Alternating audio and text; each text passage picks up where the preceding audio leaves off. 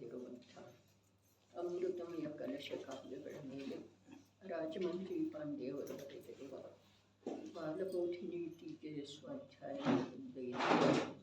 ಮೋಕ್ಷ ಅಧಿಕಾರದ ಅಷ್ಟಮ ಮಂಗಲ ಕಲಶಿದೆ. ಅನವರತ ಮನಂತೈರ್ಬದ್ಧತೆ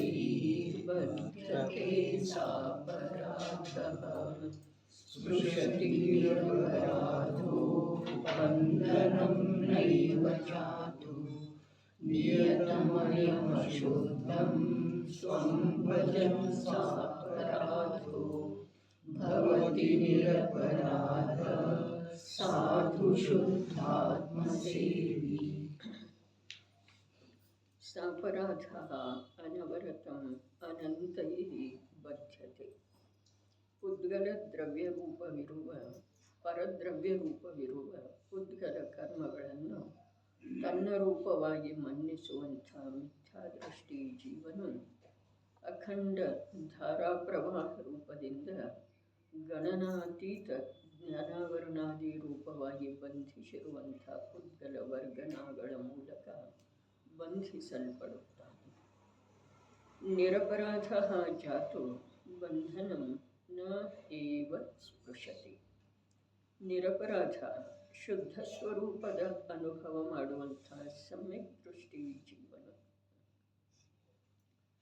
ಇಲ್ಲಿ ನಿರಪರಾಧ ಅನ್ನುವಂಥ ಶಬ್ದದೊಳಗನ ಅಥವಾ ಟೀಕಾಕಾರರಿಂದ ಮಾಡಲ್ಪಟ್ಟಿರುವಂಥ ಆ ಶಬ್ದದ ಅರ್ಥದಿಂದನ ಸ್ಪಷ್ಟ ಆಗ್ತಿದೆ, ಯಾವ ತನ್ನ ಶುದ್ಧ ಸ್ವರೂಪದ ಅನುಭವ ಮಾಡ್ತಾ ಇದ್ದಾನೋ ಅವನಿಗೆ ಬಂಧನಕ್ಕೆ ಯಾವುದೇ ಪ್ರಕಾರದ ಕಾರಣನೇ ವಿದ್ಯಮಾನ ಇಲ್ಲ. ಅವ ಯಾರ ತಂಟೆಗೇನೂ ಹೋಗ್ತಾ ಇಲ್ಲ, ಯಾವುದರ ಕಡೆಗೇನೂ ಅವ ಕೂದೃಷ್ಟಿ ಹಾಕ್ತಾ ಇಲ್ಲ.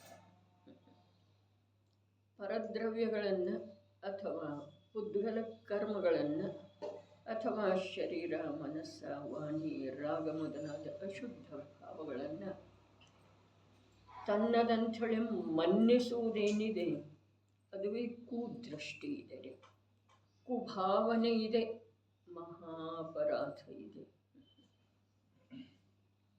ಇಲ್ಲಿ ನಿರಪರಾಧ ಶಬ್ದದಿಂದ ಎರಡು ಮಾತಿನ ಸಿದ್ಧಿ ಮಾಡಿದರು. ಒಂದು ಶುದ್ಧ ಸ್ವರೂಪದ ಅನುಭವ ಮಾಡೋದ ಅವನು ಸಮ್ಯಕ್ ದೃಷ್ಟಿನ ಇರ್ತಾನೋ ಅನ್ನುವ ಮಾತು. ಮಿಥ್ಯಾದೃಷ್ಟಿಗೆ ಶುದ್ಧ ಸ್ವರೂಪದ ಅನುಭವ ಸಾಧ್ಯಲ್ಲ. ಶುದ್ಧ ಸ್ವರೂಪದ ಅನುಭವ ಮಾಡುವಂಥವನ ಸಮ್ಯಕ್ ದೃಷ್ಟಿನೇ ಅಂತಾರೆ, ಮಿಥ್ಯಾದೃಷ್ಟಿ ಅಂಥೇಳಿ ಅನ್ನುವುದೇ ಇಲ್ಲ. ಇಲ್ಲಿ ಅಪರಾಧ ಮತ್ತು ನಿರಪರಾಧ ಈ ಎರಡು ಶಬ್ದದೊಳಗ ನಿಜವಾಗಿನ ಎಂಥ ನಿಂದೆ ಮತ್ತು ಎಂಥ ಸತ್ಕಾರ ಇದೆ, ಎಂಥ ತೆಗಳಿಕೆ ಮತ್ತು ಎಂಥ ಹೊಗಳಿಕೆ ಇದೆ.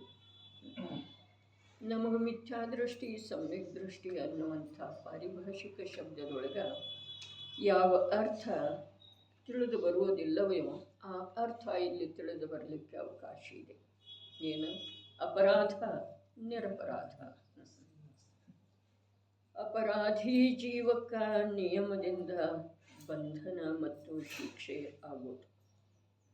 ನಿರಪರಾಧಿ ಜೀವವನ್ನು ಬಂಧಿಸುವಂಥ ಶಕ್ತಿ ಲೋಕದ ಯಾವ ಪದಾರ್ಥದೊಳಗೆ ಇಲ್ಲ. ನಿರಪರಾಧಿ ಜೀವನಿಗೆ ಶಿಕ್ಷೆ ಕೊಡುವಂಥ ವ್ಯವಸ್ಥೆ ನಿಸರ್ಗದೊಳಗೆ ಇಲ್ಲ. ಏನಿದೆ ರೀ ಅನ್ನಿಸ್ತಿದೆ ನಮಗೆ, ಎಷ್ಟು ಒಳ್ಳೆಯದು ಮಾಡ್ತಾ ಇದ್ದಾರೆ, ಆದ್ರೂ ಅವರಿಗೆ ಈ ಪ್ರಕಾರ ಆಗ್ತಾ ಇದೆ. ಅದು ಪೂರ್ವಜನ್ಮದಲ್ಲಿ ಮಾಡಿದ ಅಪರಾಧದ್ದೇ ಫಲ ಇದೆ. ನಿರಪರಾಧಿಗೆ ಶಿಕ್ಷೆ ನಿಸರ್ಗದೊಳಗೆ ಇಲ್ಲವೇ ಇಲ್ಲ. ಇನ್ನು ನಿಸರ್ಗ ಶಬ್ದ ಬಂತಲ್ಲ, ಇನ್ನೊಂದು ಅರ್ಥ, ನಿಸರ್ಗದ ವಿರುದ್ಧ ಏನು ಪರಿಣತಿ ಇದೆ ಅದು ಅಪರಾಧ ಇದೆ. ನಿಸರ್ಗದ ಅನುರೂಪ ಯಾವ ಪರಿಣತಿ ಇದೆ ಅದು ನಿರಪರಾಧ. ನಿಸರ್ಗದ ವಿರುದ್ಧ ಏನ ತನ್ನ ಶುದ್ಧ ಸ್ವರೂಪದ ಅನುಭವ ಮಾಡದೇ ಇರುವುದು. ಅರೆ ಸ್ವರೂಪ ಶುದ್ಧ ಇದೆ, ಅನುಭವ ಶಕ್ತಿ ನಿರಂತರ ವಿದ್ಯಮಾನ ಇದೆ. ಆದ್ರೆ ಅದನ್ನು ಮಾಡದೇ ಇರೋದ ಇದು ಮಹಾ ಅಪರಾಧ.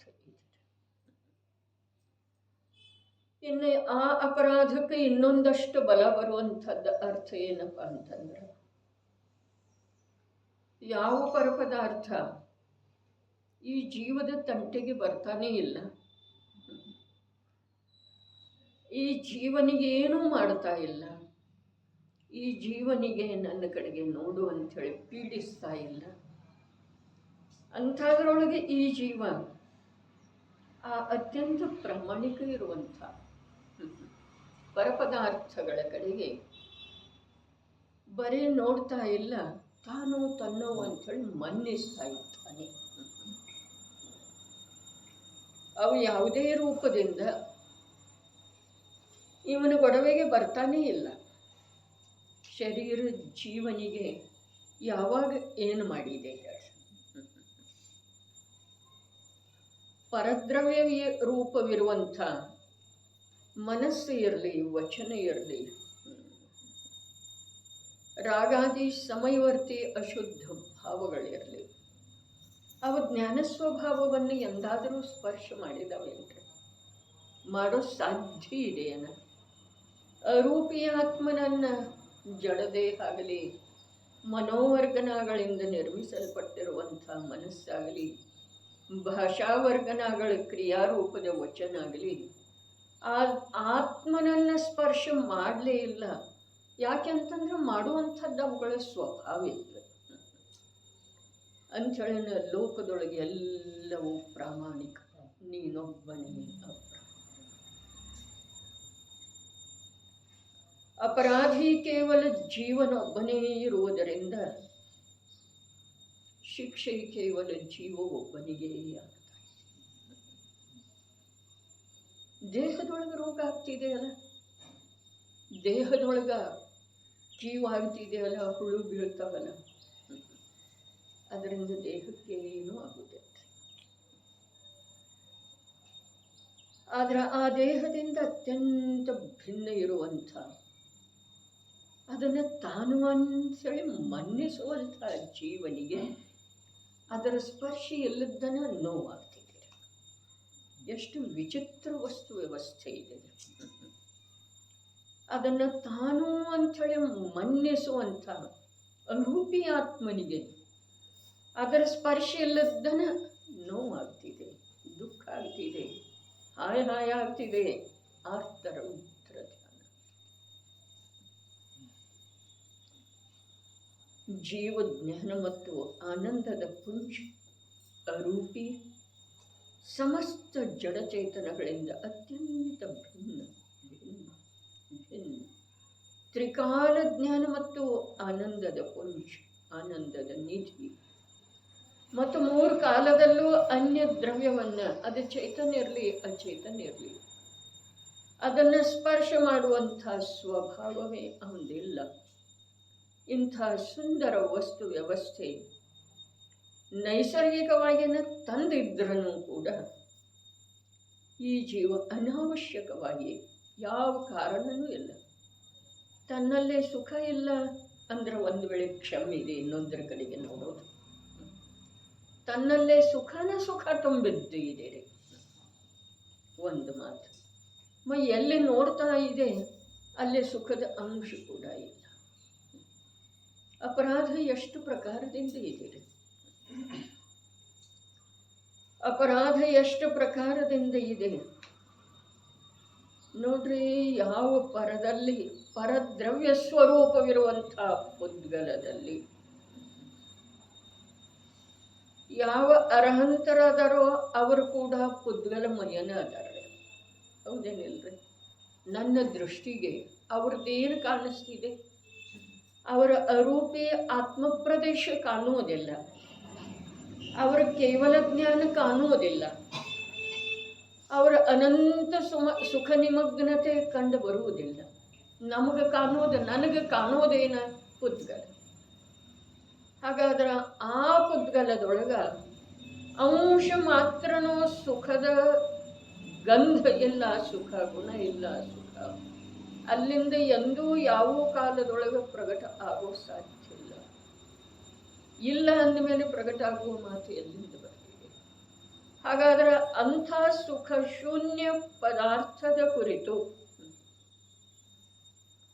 ದೇಹ ಬಂತು, ಧನ ಬಂತು, ಪ್ರಶಂಸೆಯ ವಚನ ಬಂತು, ಏನೆಲ್ಲ ಬಂತರೆ ವೀತರಾಗ ದೇವನನ್ನ ಹೇಳಿದ ನಂತರ ಯಾವುದು ಉಳಿತು? ಎಲ್ಲಾನು ಬಂತು. ಹಾಗಾದರೆ ಸುಖ ಗುಣದಿಂದ ಶೂನ್ಯವಿರುವಂಥ ಪುದ್ಗಲಾದ ಅವಸ್ಥಾ ಮಾತ್ರದೊಳಗ ಈ ಜೀವ ತಾನು ತಾನು ಅಂಥೇಳಿ ಮನ್ನಿಸ್ತಾ ಇದ್ದಾನೆ. ತನ್ನದು ತನ್ನದು ಅಂಥೇಳಿ ಬಾಯಿ ಬಿಡ್ತಾ ಇದ್ದಾನೆ. ಇದೇ ಒಂದು ಕಾರಣದಿಂದ ಪುದ್ಗಲದ ನಿಮಿತ್ತದಿಂದ ಇವನಿಗೆ ದುಃಖ ಇದೆ. ಯಾವ ಪುದ್ಗಲ? ಕರ್ಮ ಅಂದ್ರಲ್ಲ, ಶರೀರ ಅಂದ್ರಲ್ಲ, ದುರ್ವಚನ ಅಂದ್ರಲ್ಲ, ಅವಮಾನ ಅಂದ್ರಲ್ಲ. ಹೌದು ಅಥವಾ ಇಲ್ಲ?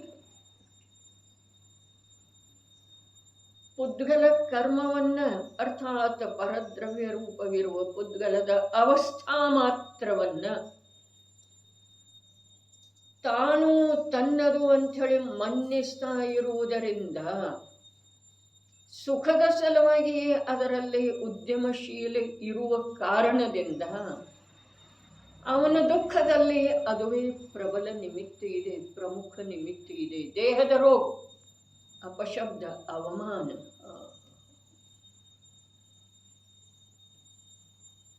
ಆತ್ಮನಿಗೆ ಅಂಥ ಅಪಶಬ್ದ, ಆತ್ಮನ ಅವಮಾನ ಎಂಥದ್ದು, ಆತ್ಮನಿಗೆ ಅಂಥದ್ದು ರೋಗ, ಆತ್ಮನಿಗೆಂಥ ಆಹಾರಾದಿಗಳು ಬೇಕು.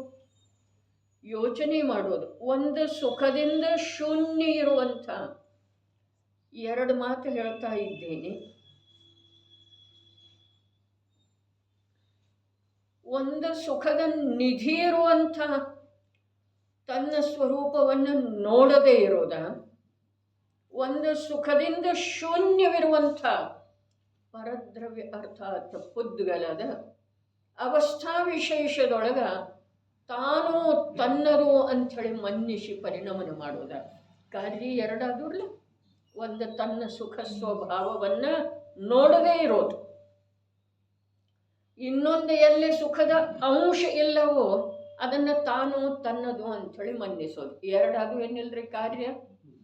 ಹಾಗಾದ್ರೆ ಆ ನೋಡದೇ ಇರುವುದೇನಿದೆ ಅಲ್ಲಿ ನಿರಂತರ ನಿರಂತರ ನಿರಂತರ ಸುಖದ ಅಭಾವದೊಳಗ ಸುಖ ಸ್ವಭಾವವನ್ನು ನೋಡಲಿಲ್ಲ ಅಂದಮೇಲೆ ಸುಖ ಬರಲೇ ಇಲ್ಲಲ್ಲ ಇವನಿಗೆ. ಹಾಗಾದ್ರೆ ಅಲ್ಲಿ ಅನಂತ ಅನಂತ ಏನಿದೆ, ದುಃಖದ ಅನುಭವ ಇದೆ. ಒಂದು ಮಾತು.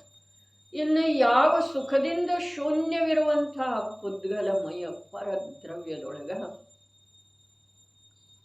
ತಾನು ತನ್ನವು ಅಂಥೇಳಿ ಮನ್ನಿಸೋದರಿಂದ ಅದೇ ಪುದ್ಗಲ ಇವನಿಗೆ ದುಃಖದಲ್ಲಿ ನಿಮಿತ್ತ ಇದೆ. ಇದು ಒಂದು ವಿಶೇಷ ವಿಜ್ಞಾನ.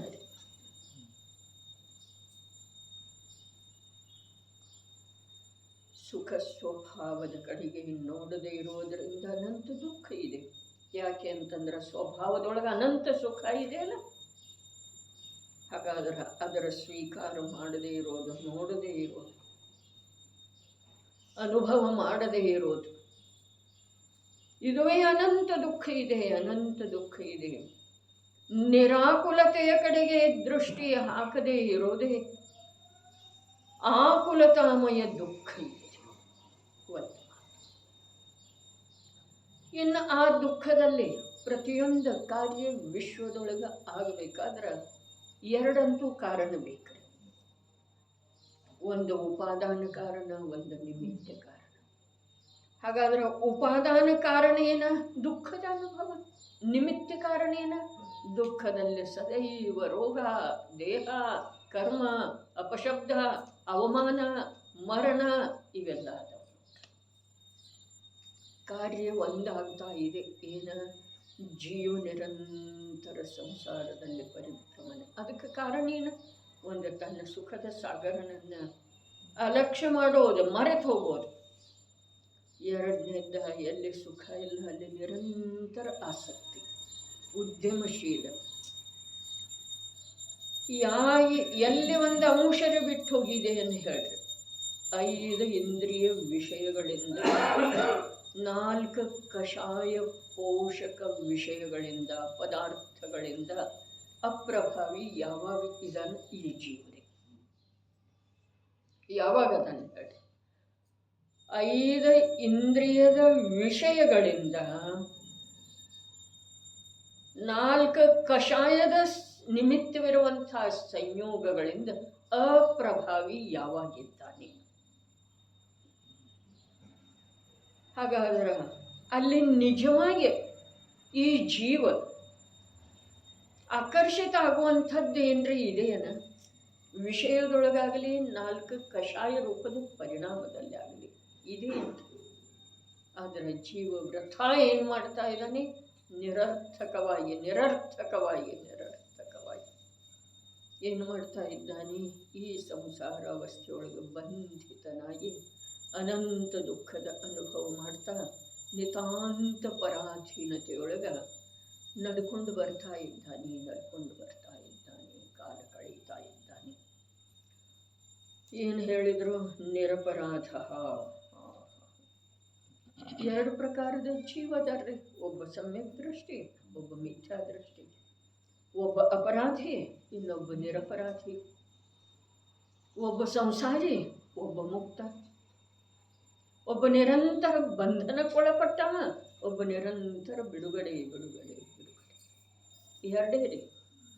4 ಪ್ರಕಾರದ ಜೀವಿಲ್ರಿ. 6 ಪ್ರಕಾರದ ಜೀವಿಲ್ಲ. 4 ಪ್ರಕಾರದ್ದು ಯಾವ? ದೇವ ಮನುಷ್ಯ ನಾರಕಿ ತಿಳಿಯಂಚ. 6 ಪ್ರಕಾರ ಯಾವ? ಪಂಚ ಸ್ಥಾವರ ಒಂದು ತ್ರಸಕಾಯ. ಜೀವ 2 ಪ್ರಕಾರ. ಒಂದು ಸಂಸಾರಿ, ಒಂದು ಮುಕ್ತ. ಒಂದು ಮಿಥ್ಯಾದೃಷ್ಟಿ, ಒಂದು ಸಮ್ಯಕ್ ದೃಷ್ಟಿ. ಒಂದು ನಿರಂತರ ಬದ್ಧ ಆಕುಲ ವ್ಯಾಕುಲ ದುಃಖಿ ಅತ್ಯಂತ ಹೀನ ದಶೆಯೊಳಗೆ. ಇನ್ನೊಂದು ಇದೆ ನಿರಾಕುಲ ಸುಖಿ ಅತ್ಯಂತ ಉನ್ನತ ಸ್ಥಾನದೊಳಗಡೆ. ಯಾರಿಟ್ರು? ಶ್ರೇಣಿಕ ಈಗ ನರಕದಲ್ಲಿದ್ದಾನೆ. ಅಸಂಖ್ಯ ಸಮ್ಯಕ್ ದೃಷ್ಟಿ ಜೀವಗಳ 7 ನರಕಗಳಲ್ಲಿ ಇದ್ದಾರೆ. ಅವರು ಉಚ್ಚ ಸ್ಥಾನದೊಳಗದರೆ, ಅಧೋಲೋಕದೊಳಗದರೆ. 9ನೇ ಗ್ರಹಿವೇಕದೊಳಗ ಅಸಂಖ್ಯ ಮಿಥ್ಯಾದೃಷ್ಟಿ ಜೀವಗಳಿದ್ದಾರೆ. ಅವ್ರ ಮೇಲೆದರೇನ ಅಧ ಪತನದೊಳಗೆ ಇದ್ದಾರೆ. ಎಲ್ಲಿ ಅದ? ಹೊರಗಡೆ ಏನಿದೆ? ಏನ ದೇಹ ಅಥವಾ ಸಂಯೋಗ ಅಥವಾ ವಾಸ ಮಾಡುವ ಸ್ಥಾನ ಅಂಥೇಳಿ ಗುಣಭದ್ರಾಚಾರ್ಯ ಹೇಳಿದರು. ಜೈಲಿನಲ್ಲೇ ಇದ್ದಾನೆ, ಅದರ ಕಟ್ಟೆ ಮೇಲೆ ನಿಂತ್ಕೊಂಡು ನಾನು ದೊಡ್ಡಮ್ಮ ಅಂತ ಇದ್ದಾನೆ, ತನ್ನನ್ನು ತಾನು ಶ್ರೇಷ್ಠ ಅಂತ ಇದ್ದಾನೆ. ಇರೋದೆಲ್ಲಿ? ಜೈಲಿನಲ್ಲೇ. ಹಾಗಾದ್ರೆ ವಿಪರೀತ ಮನ್ನಣೆ, ಬಂಧನದೊಳಗನೇ ಇದ್ದಾನೆ. ಇಲ್ಲಿ ಬಂಧನದ ಮಾತು ಹೇಳ್ತಾ ಇದ್ದಾರೆ. ಗಣನಾತೀತವಾದಂತಹ ಕಾರ್ಮನ ವರ್ಗನಗಳ ಜ್ಞಾನಾವರಣಾದಿ ರೂಪಾಗಿ ಬಂಧಿಸಿದವೆ, ಅದರೊಳಗೆ ಇವು ಬಂಧಿಸಲ್ಪಟ್ಟಿದ್ದಾನೆ. ಎಷ್ಟು ಪ್ರಕಾರದ ಬಂಧನ್ರಿ? ಏನೋ ಹೇಳಿದ್ರು ಕಥೆ. 48 ಬೀಗಗಳುಳ್ಳ ಅಥವಾ ದ್ವಾರಗಳುಳ್ಳ ಜೈಲಿನೊಳಗ ದಿಗಂಬರ ಮಹಾಮುನಿ ಮನತುಂಗಾಚಾರ್ಯ ದೇವರನ್ನ ಆ ಹರ್ಷವರ್ಧನೆಯ ದೊರೆ ಇಟ್ಟಿದ್ದ.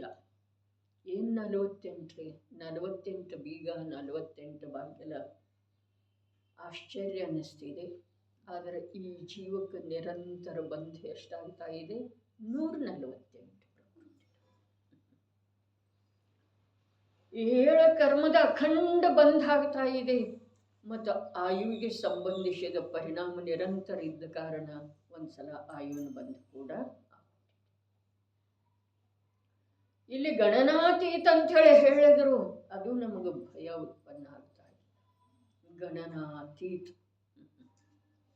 ಪುದ್ಗಲ ವರ್ಗನ, ಕಾರ್ಮನ ವರ್ಗನ ಜ್ಞಾನಾವರಣಾದಿ ಕರ್ಮ ರೂಪ ಆಗಿದ್ದಾವೆ.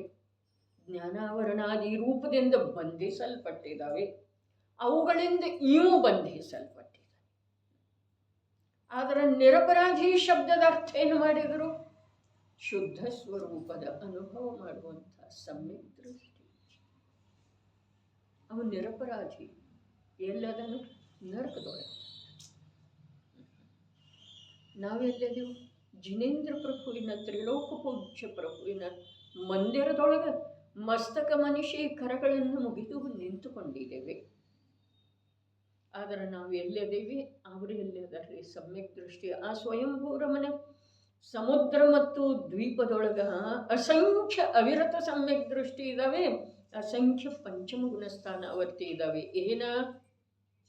ತಿರಿಯಂಚಗಳರಿ, ತಿರಿಯಂಚ. ನಮ್ಮ ಮನುಷ್ಯ ಜೀವನಕ್ಕ,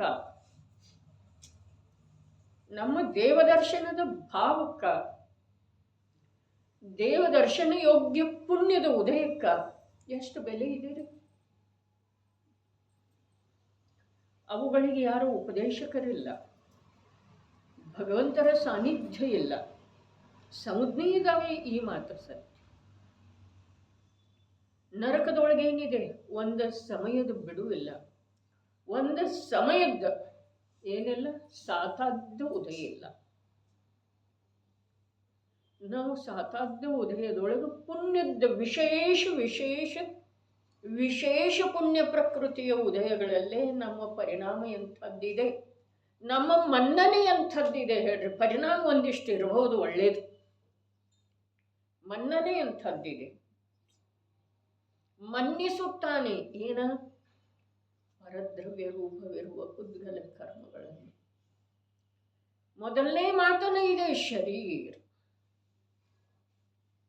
ಕೊನೆಗಿದೆ ರಾಗಾದಿ ಅಶುದ್ಧ ಭಾವ. ಇಲ್ಲಿ ನಿರಪರಾಧದ ವ್ಯಾಖ್ಯಾ ಏನು ಮಾಡಿದ್ರು? ಅವನ ದಿಕ್ಕು ಯಾವುದ, ಇವನ ದಿಕ್ಕು ಯಾವುದ, ಇವ ಎಲ್ಲಿದ್ದಾನೆ, ಅವ ಎಲ್ಲಿದ್ದಾನೆ. ಅವ ಚತುರ್ಗತಿ ರೂಪದ ಸಂಸಾರದೊಳಗಿದ್ದಾನೆ, ಸಂಸಾರದ ಕಾರಣದೊಳಗೆ ತನ್ಮಯ ಇದ್ದಾನೆ, ವಿಪರೀತ ಮನ್ನನೆಯೊಳಗೆ ಮುಳುಗಿ ಹೋಗಿದ್ದಾನೆ. ಇವ ತನ್ನದೇ ಆದಂಥ ಶುದ್ಧ ಸ್ವರೂಪದ ಅನುಭವದಿಂದ ಇಡೀ ಲೋಕದೊಳಗ, ಇಡೀ ಜೀವಲೋಕದೊಳಗ ಉಚ್ಚ ಉಚ್ಚ ಉಚ್ಚ ಮೇಲೆ ಮೇಲೆ ಹೋಗ್ತಾ ಇದ್ದಾನೆ. ಕರ್ಮ ಜೀವವನ್ನು ಮೇಲೆ ಅಥವಾ ಕೆಳಗೆ ತಗೊಂಡು ಹೋಗೋದಿಲ್ಲ, ವ್ಯವಹಾರದಿಂದ ಇದೆ. ಆ ಕರ್ಮ ಮಾಡಿದವರು ಯಾರ? ಕರ್ಮದ ಕಾರಣವನ್ನ ಸಂರಕ್ಷಿಸ್ತಾ ಇರುವವರು ಯಾರು? ನಿರಂತರ ಸಂರಕ್ಷಣೆ. ಅನವರತಂ ಹೇಳಿದರು. ಮುಂದೆ ಹೇಳ್ತಾ ಇದ್ದಾರೆ, ನಿರಪರಾಧ ಜಾತು ಬಂಧನಂ ನ ಏವ ಸ್ಪೃಶತಿ. ಶುದ್ಧ ಸ್ವರೂಪದ ಅನುಭವ ಮಾಡುವಂಥ ಸಮ್ಯಕ್ ದೃಷ್ಟಿ ಜೀವನ ಯಾವುದೇ ಕಾಲದಲ್ಲಿ, ಯಾವುದೇ ಕಾಲದಲ್ಲಿ, ಯಾವುದೇ ಕಾಲದಲ್ಲಿ ಅಂದ್ರೆ ಸಮ್ಯಕ್ ದೃಷ್ಟಿ ಜೀವ ಯಾವುದೇ ಕಾಲದಲ್ಲಿ ಅಂದ್ರೆ ಏನು? ಚತುರ್ಥ ಕಾಲ, ಪಂಚಮ ಕಾಲ ಅಲ್ಲ. ಯಾವುದೇ ಕಾಲದಲ್ಲಿ ಅಂದ್ರೆ ಏನು? ಯಾವುದೇ ಕಾಲದಲ್ಲಿ ಅಂದ್ರ ನರಕದ ನಾಲ್ಕಿ ಇರುವ ಕಾಲದಲ್ಲಿ, ಚಕ್ರವರ್ತಿಯ ಭೋಗ ಭೋಗಿಸ್ತಾ ಇರುವ ಕಾಲದಲ್ಲಿ, ತಮ್ಮನ ಮೇಲೆ ಚಕ್ರರತ್ನವನ್ನು ಬೀಸಿ ಬಿಡ್ತಾ ಇರುವಂತಹ ಕಾಲದಲ್ಲಿ, ಮರಣದ ಸಮಯದಲ್ಲಿ, ದೇಹ ವಿಯೋಗದ ಸಮಯದಲ್ಲಿ, ಯಾವುದೇ ಕಾಲದಲ್ಲಿ ಏನ? ಪೂರ್ವೋಕ್ತ ಕರ್ಮ ಬಂಧನವನ್ನು ಮತ್ತೇನು ವಿಶೇಷಣ? ನಿಶ್ಚಯದಿಂದ ಏನ? ಸ್ಪರ್ಶ ಮಾಡುವುದಿಲ್ಲ. ಸ್ಪರ್ಶ ಮಾಡುವುದಿಲ್ಲ. ಒಂದೇ ಏನಿದೆ? ಶುದ್ಧ ಸ್ವರೂಪದ ಅನುಭವ. ಶುದ್ಧ ಸ್ವರೂಪದ ಅನುಭವ ಮಾಡುವಂಥವನಿಗೆ ದೃಷ್ಟಿ ಎಂಥದ್ದಿದೆ? ಸಮ್ಯಕ್ ಇದೆ.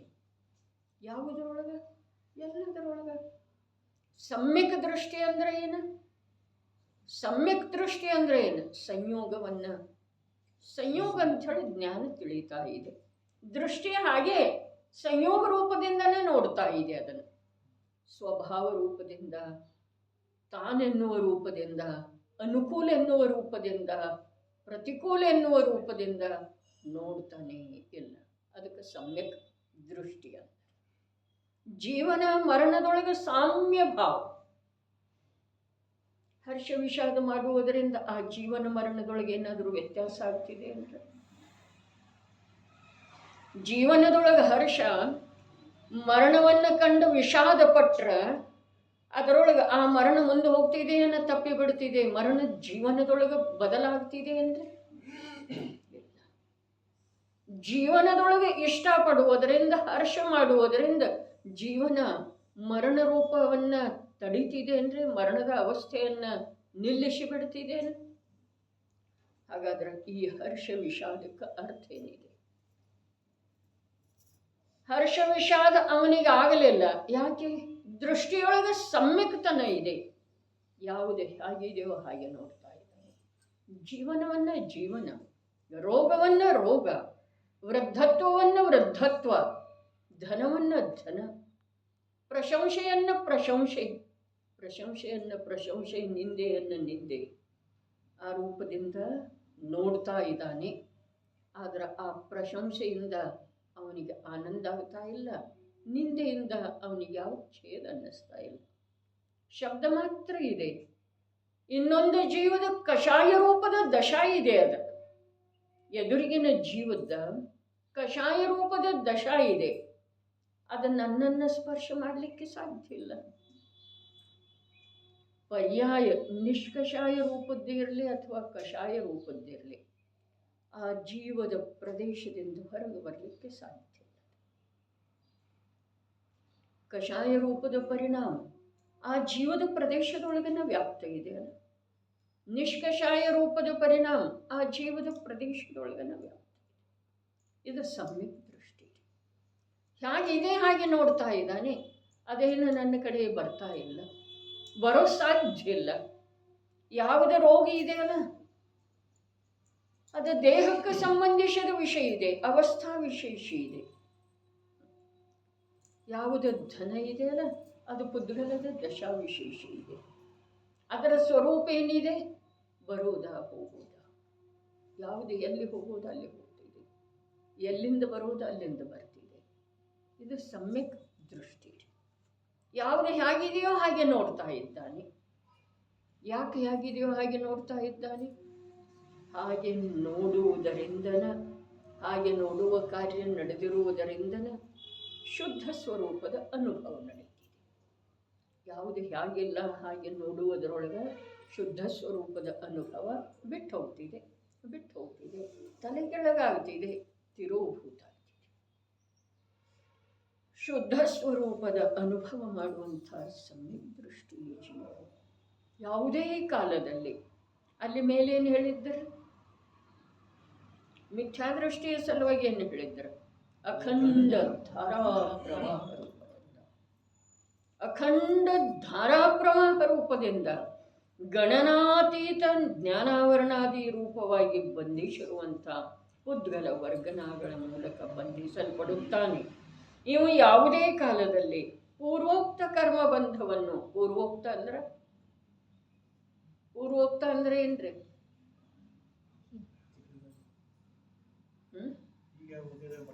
ಈಗ ಮೇಲೆ ಹೇಳಿದಾರಲ್ಲ ಹಾಗೆ. ಮೇಲೇನು ಹೇಳಿದರು? ಏನು ಹೇಳಿದ್ದಾರೆ?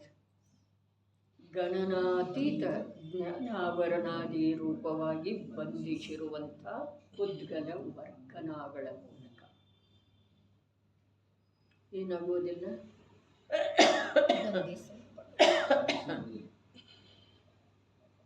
ನಿಶ್ಚಯದಿಂದ ಬಂಧಿಸುವ ಮಾತಂತೂ ದೂರ, ಸ್ಪರ್ಶ ಮಾಡಿ.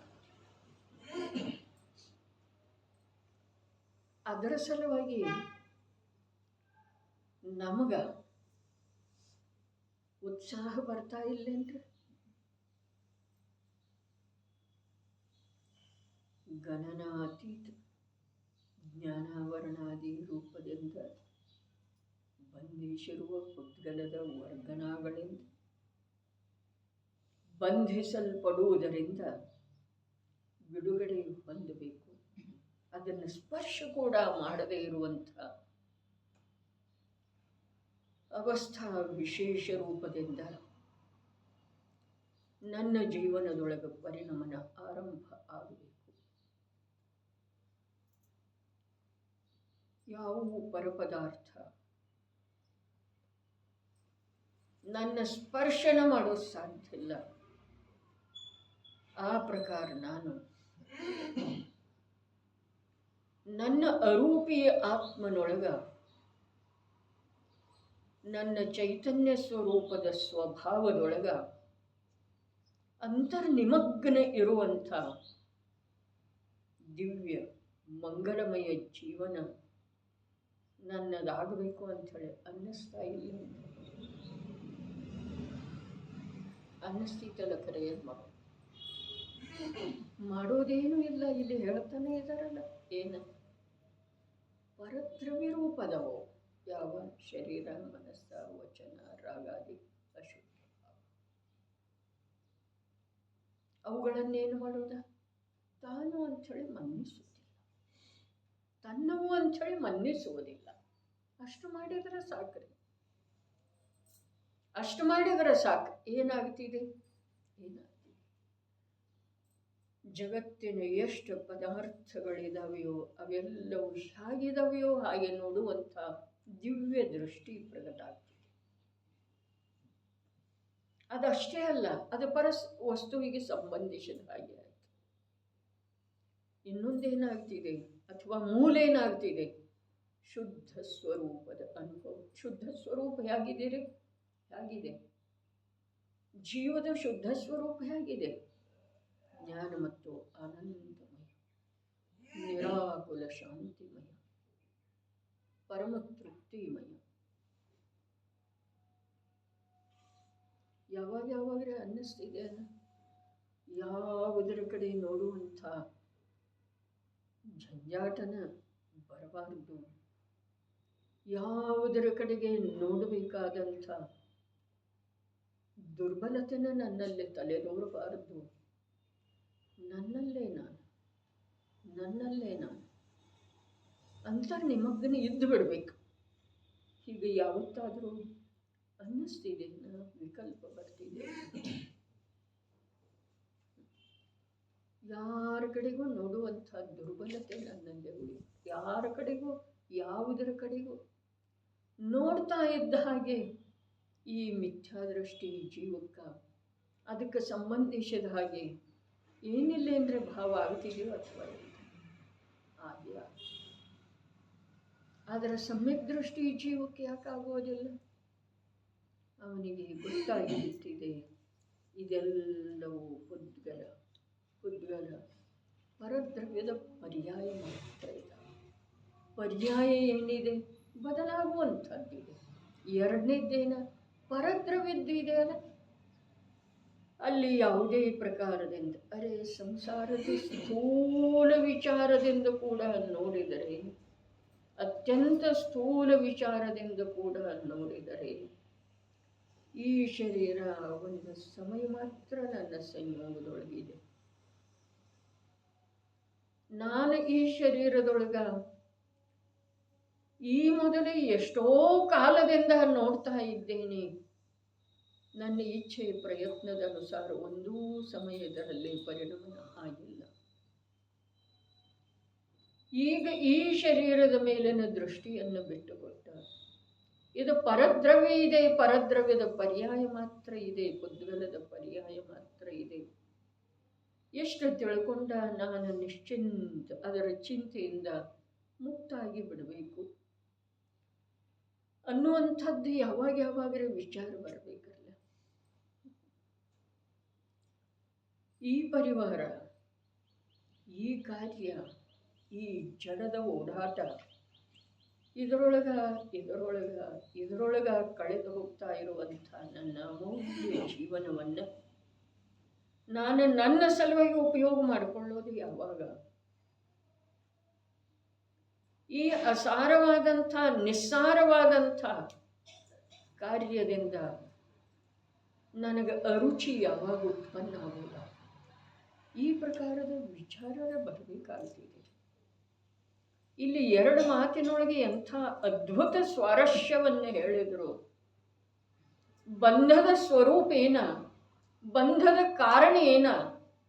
ಮೋಕ್ಷದ ಸ್ವರೂಪ ಏನ? ಮೋಕ್ಷದ ಕಾರಣ ಏನ?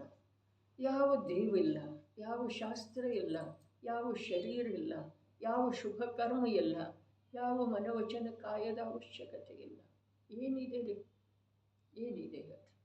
ಒಂದು ದೃಷ್ಟಿಯ ವಿಪರೀತತೆ, ಒಂದು ದೃಷ್ಟಿಯ ಯಥಾರ್ಥತೆ. ದೃಷ್ಟಿಯ ವಿಪರೀತತೆಯೊಳಗ ಅಖಂಡ ಧಾರಾಪ್ರವಾಹ ರೂಪದಿಂದ ಬಂಧ, ಅಗಣಿತ ಬಂಧ. ಮತ್ತು ಯಥಾರ್ಥ ದೃಷ್ಟಿಯಿಂದ ಬಂಧದ ಸ್ಪರ್ಶ ಕೂಡ ಇಲ್ಲ. ಮರ್ಮದವರೆಗೆ, ರಹಸ್ಯದವರೆಗೆ, ಪ್ರಯೋಜನದವರೆಗೆ ತಲುಪುವಂಥದ್ದ ಯೋಗ್ಯತೆ ನಿರ್ಮಾಣ ಆಗಬೇಕು ನಮ್ಮಲ್ಲಿ. ರಹಸ್ಯ ಏನಿದೆ, ಪ್ರಯೋಜನ ಏನಿದೆ, ಮೂಲ ಏನಿದೆ, ಏನೂ ಮಾಡಬೇಕಾಗಿಲ್ಲ, ಏನೂ ಕೊಡಬೇಕಾಗಿಲ್ಲ, ಏನೂ ಬಿಡಬೇಕಾಗಿಲ್ಲ, ಯಾವುದೇ ಪ್ರಕಾರದ ಕಷ್ಟ ಹೊರಬೇಕಾಗಿಲ್ಲ, ಭಾರ ಬರಬೇಕಾಗಿಲ್ಲ. ಪ್ರತಿಯಾಗಿ ಕೊಡುವ, ಬಿಡುವ, ಕಷ್ಟ, ಭಾರ ಎಲ್ಲವೂ ತನ್ನಷ್ಟಕ್ಕೆ ತಾನೇ. ಭಾರ ಏನಿದೆ ಅದು ತನ್ನಷ್ಟಕ್ಕೆ ತಾನೇ ಕರಗಿ ಹೋಗಿದೆ, ಬಿಟ್ಟು ಹೋಗಿದೆ. ಏನು? ಪರದ್ರವ್ಯಗಳನ್ನು, ಶರೀರಾದಿಗಳನ್ನು, ವಿಕಾರದ ಭಾವಗಳನ್ನು ತನ್ನೋ ಅಂಥೇಳಿ ಅನುಭವ ಮಾಡೋದು ಅಥವಾ ಮನ್ನಿಸೋದ್ರೆ, ಅನುಭವ ಮಾಡೋದಲ್ಲ, ಮನ್ನಿಸೋದು. ಇಷ್ಟೇ ಬಿಡುವುದಿದೆ, ಹೇಗಿದೆಯೋ ಹಾಗೆ ನೋಡೋದಿದೆ. ಪರದ್ರವ್ಯ ರೂಪವಿರುವ ಪುದ್ಗಲ ಕರ್ಮಗಳನ್ನು ತನ್ನದೆಂದು ಮನ್ನಿಸುವಂಥ, ತನ್ನ ರೂಪವಾಗಿ ಮನ್ನಿಸುವಂಥ ಅವನು ಮಿಥ್ಯಾ ದೃಷ್ಟಿ ಇರ್ತಾನೆ. ಲೋಕದೊಳಗೆ ಎಷ್ಟು ಬೈಗಳದವ್ರಲ್ಲ ಅವರನ್ನವರು. ಆ ಎಲ್ಲ ಬೈಗಳನ್ನು ಒಂದು ಪರಡಿಯೊಳಗೆ ಹಾಕಿದ್ರೆ ತಕ್ಕಡಿಯ, ಇನ್ನೊಂದು ಪರಡಿಯೊಳಗೆ ಮಿಥ್ಯಾ ದೃಷ್ಟಿ ಶಬ್ದ ಹಾಕಿದ್ರೆ ಅದರ ಅನಂತ ಗುಣಿತ ಭಾರವುಳ್ಳಂತಾಗ್ತಿದೆ ಮಿಥ್ಯಾ ದೃಷ್ಟಿ.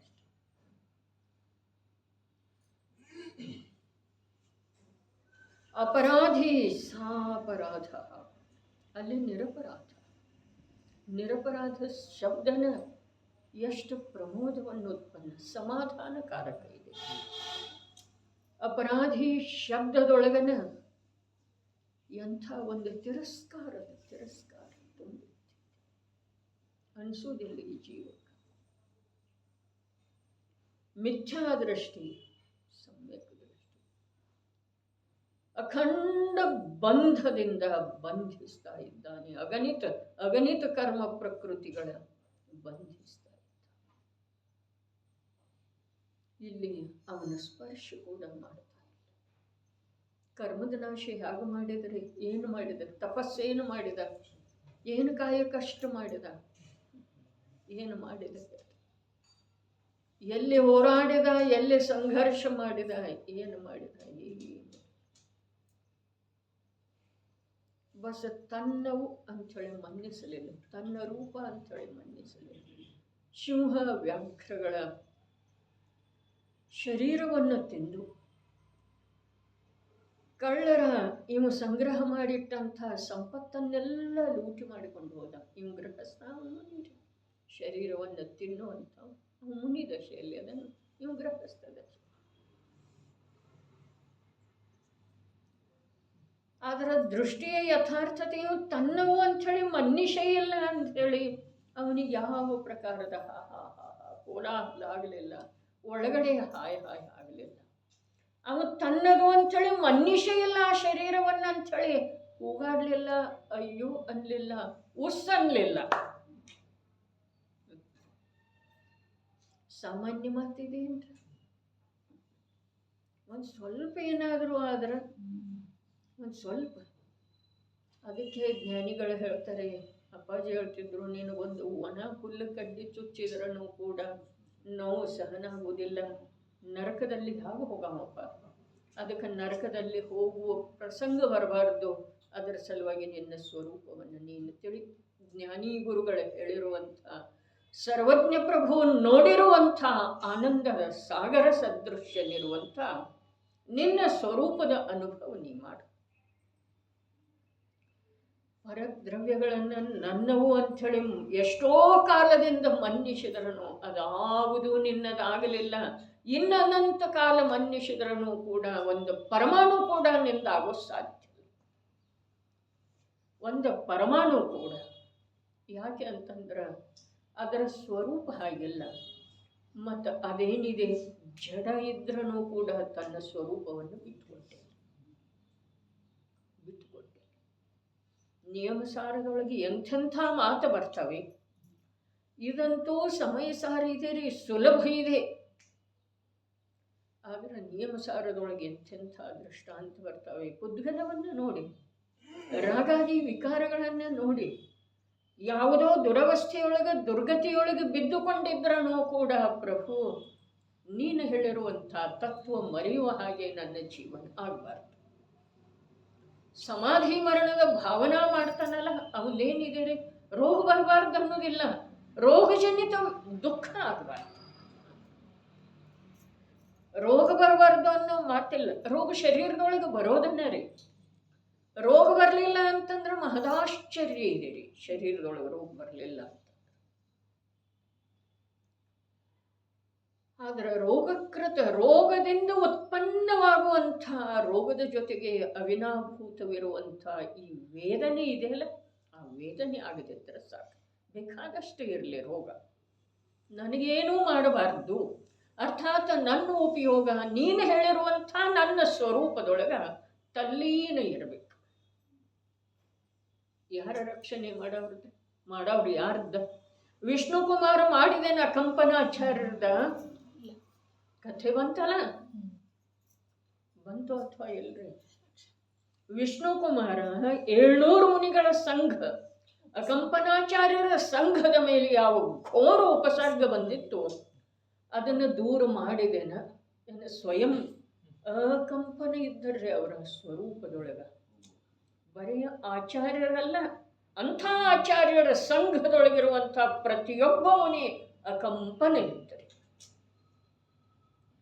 ಕಥೆ ಬರ್ತಿದೆ ಅತ್ಯಂತ ಎಂಥದ್ದ ಕರುಣೆ ತುಂಬಿರುವಂಥದ್ದು, ಹೃದಯ ವಿದಾರಕವಾದಂಥದ್ದು. ಮುನಿಗಳ ಶರೀರ ಎಲ್ಲ ಏನಾಗಿತ್ತು? ಬೆಂದು ಹೋಗಿತ್ತು, ಅರ್ಧಾವರ್ಧ ಬೆಂದಿದ್ದು. ಆದರೆ ಅವರು ಎಲ್ಲಿದ್ದರು? ಅವರ ದೃಷ್ಟಿಯೊಳಗೆ ಏನಿತ್ತು? ಇದು ಶರೀರದ ಅವಸ್ಥಾ. ಶರೀರ ನಾನಲ್ಲ ಅಂದಮೇಲೆ ಆ ಅವಸ್ಥೆಯಿಂದ ನನಗೆ ಏನಾಗಬೇಕಾಗಿದೆ, ಅದುವೇ ನಂದಲ್ಲ ಅಂದಮೇಲೆ ಅದರದ್ದು ಏನಾಗಿದೆ ಅನ್ನೋ ವಿಚಾರ ಮಾಡುವ ಅವಶ್ಯಕತೆ ನನಗೆ. ಸಾಮಾನ್ಯ ಮಾತಲ್ಲ ಕಥೆ ಹೇಳೋದು, ಕಥೆ ಕೇಳೋದೆಲ್ಲ ಸುಲಭ ಇದೆ ರೀ, ಆನಂದನೂ ಇದೆ ನಮ್ಗೆ ಅದರಲ್ಲಿ. ಅದರ ಪ್ರತ್ಯಕ್ಷ ಅವರು ಹೇಗಿದ್ದರಲ್ಲಿ ಸುಡ್ತಾ ಇದ್ರೋ ಅಥವಾ ಆನಂದದೊಳಗ ಮುಳುಗಿ ಹೇಳ್ತಾ ಇದ್ದಾರೆ, ನಿರಾಕುಲ ಶಾಂತಿಯೊಳಗ ಪರಮ ತೃಪ್ತಿ ಇದ್ದಾರೆ. ಇದು ಅರೂಪಿ ಜೀವದ ಸಮ್ಯಕ್ ದರ್ಶನದ ಮಹಿಮಾಗಿದೆ ರೀ. ವಿಷ್ಣು ಕುಮಾರ ಉಪಸರ್ಗ ಆಯ್ತು, ಅಕಂಪನಾಚಾರ್ಯರಿಗಾಯ್ತು.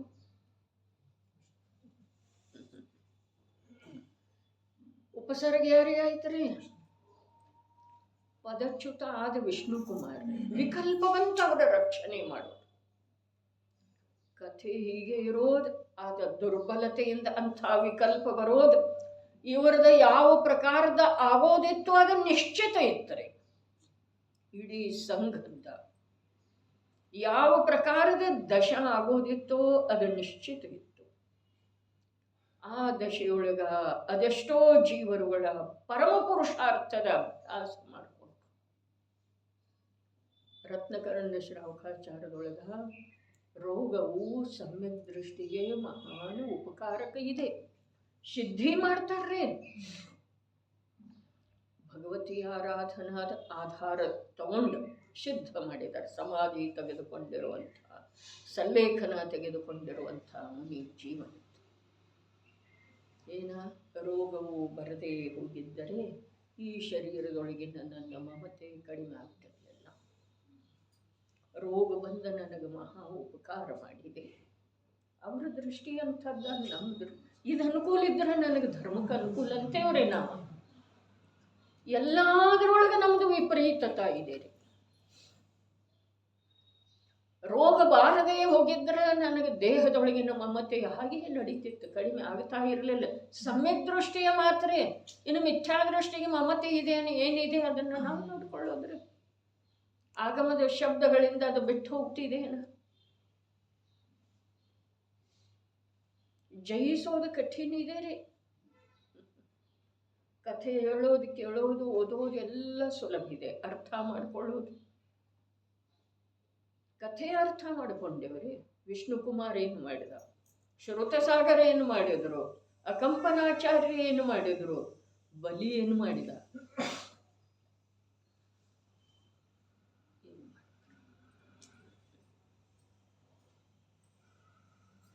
ಏನು ಮಾಡಿಕೊಂಡ? ಅವನು ತನ್ನ ಸಲುವಾಗಿ ಏನು ಮಾಡಿಕೊಂಡ? ಇವರು ತಮ್ಮ ಸಲುವಾಗಿ ಏನು ಎಂಥ ನಿಧಿಯ ಸಂರಕ್ಷಣೆ ಮಾಡಿದ್ರು, ಎಂಥ ನಿಧಿಯ ಕಡೆಗೆ ಸಮೀಪ ಹೋದರು. ಇನ್ನೇನು ಸ್ವಲ್ಪ ಸಮಯದೊಳಗೆ ಆ ನಿಧಿ ಶಾಶ್ವತ ರೂಪದಿಂದ ತಮ್ಮದಾಗುವಂಥ ಮಾರ್ಗದೊಳಗೆ ಅವರು ಬಹಳಷ್ಟು ಮುಂದುವರಿದರು. ಹೆಸರನ ಅಕಂಪನ, ಹೆಸರನ ಶ್ರುತ ಸಾಗರ.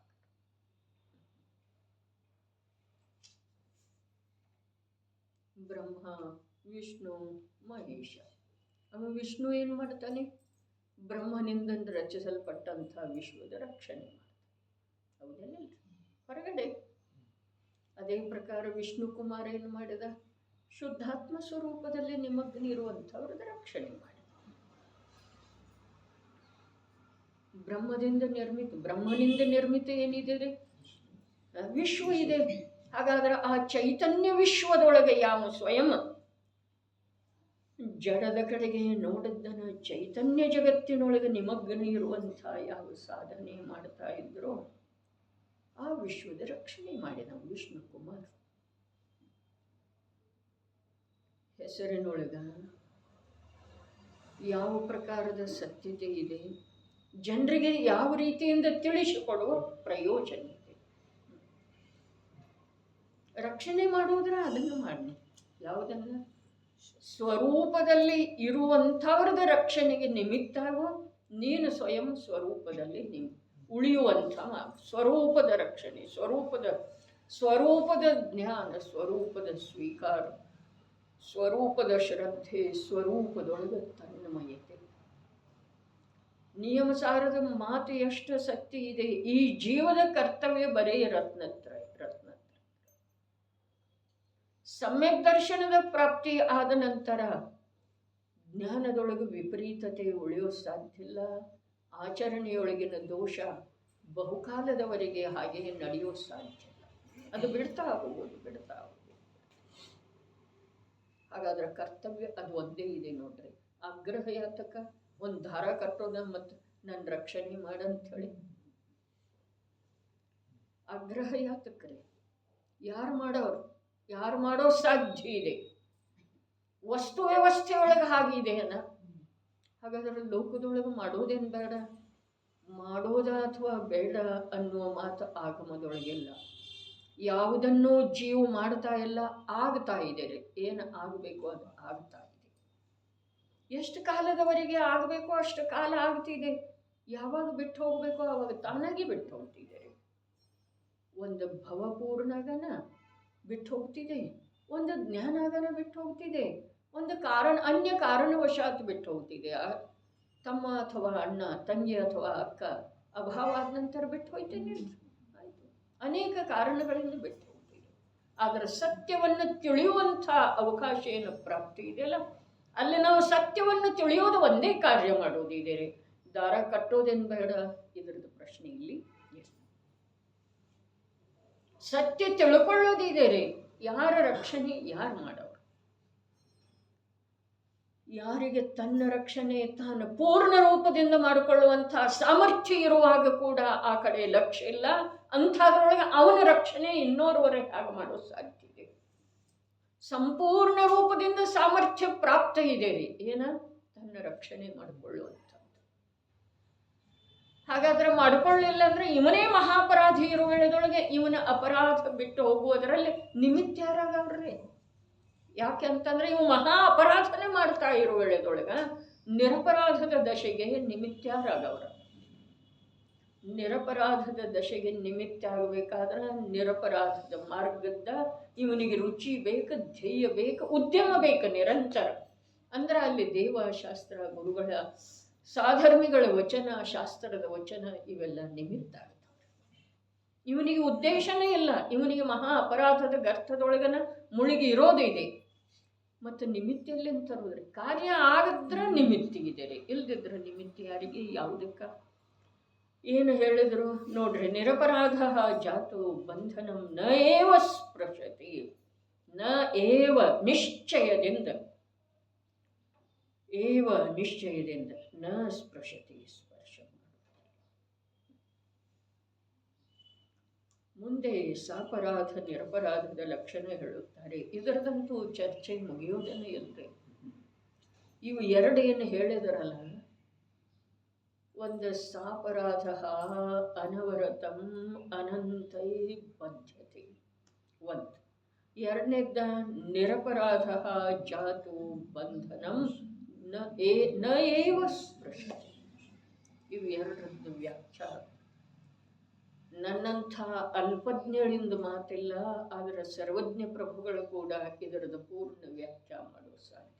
ಯಾವಾಗ ಯಾವ ಜೀವ ತನ್ನ ಅಂತಃಪುರುಷಾರ್ಥದಿಂದ ತಿಳಿತಾನೋ ಆಗ ಅವನಿಗೆ ಅದರ ಅರ್ಥ ಆಯ್ತು. ಅರ್ಥ ಮಾಡಿಸಿಕೊಡೋದು ಸರ್ವಜ್ಞ ಪ್ರಭುವಿನಿಂದ ಕೂಡ ಸಾಧ್ಯ ಇಲ್ಲ. ಮುಂದೆ ಸಾಪರಾಧ ನಿರಪರಾಧದ ಲಕ್ಷಣ ಹೇಳುತ್ತಾರೆ. ಅಯಂ ಅಶುದ್ಧಂ ಸ್ವಂ ನಿಯತಂ ಭಜನ್ ಸಾಪರಾಧ ಭವತಿ. ಇದು ಅಪರಾಧದ ವ್ಯಾಖ್ಯಾನ. ಅಯಂ ಮಿಥ್ಯಾದೃಷ್ಟಿ ಜೀವನು, ಅಶುದ್ಧಂ ರಾಗಾದಿ ಅಶುದ್ಧ ಪರಿಣಾಮ ರೂಪದಿಂದ ಪರಿಣಮಿಸುತ್ತಿರುವ ಜೀವದ್ರವ್ಯವನ್ನು ತನ್ನ ಸಲುವಾಗಿ ನಿಯತಂ ಭಜನ್ ಹೀಗೇ ನಿರಂತರ ಅನುಭವಿಸುತ್ತ ಸಾಪರಾಧ ಭವತಿ, ಅಪರಾಧ ಸಹಿತನಾಗುತ್ತಾನೆ. ಏನು ಹೇಳಿದರು? ಮಿಥ್ಯಾದೃಷ್ಟಿ ಜೀವನು ಜೀವದ್ರವ್ಯವನ್ನು,